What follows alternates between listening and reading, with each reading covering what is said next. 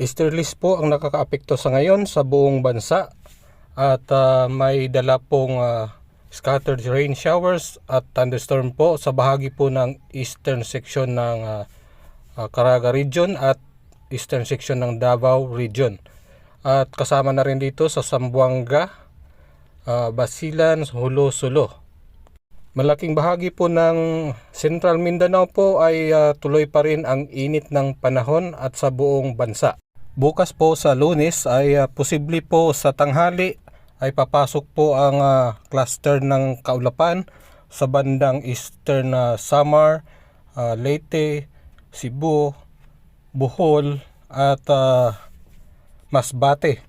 At posible itong magdala ng scattered rain showers at thunderstorm. Kasama na rin dito ang Caraga region at Davao region.